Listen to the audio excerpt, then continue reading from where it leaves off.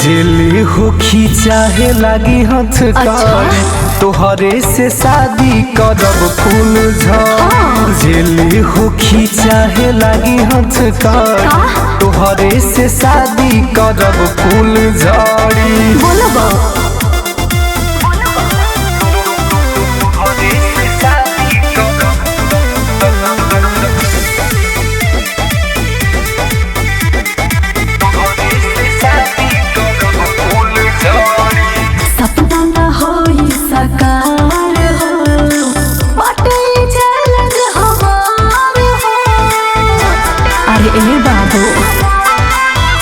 जान हमरा से बोला बढ़ चढ़ के हम आइल बानी लाखों मर्डर कर के। जानी हमरा के पाजा में पकड़ी।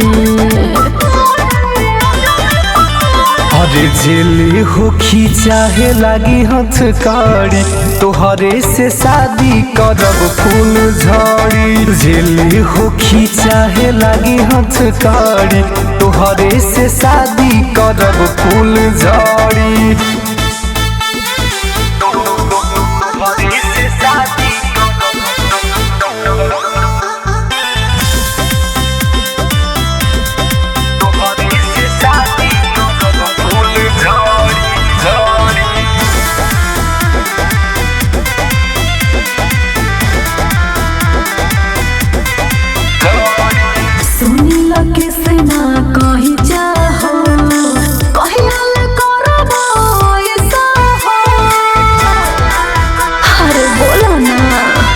गोरी पूछली रंजन के बारे में चलती चलेला जिला जवारे में।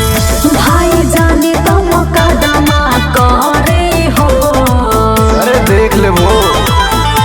अरे जेली होखी चाहे लागी हथकड़ी तोहरे से शादी करब फूल झड़ी। जेली होखी चाहे लागी हथकड़ी तोहरे से शादी करब फूल झड़ी।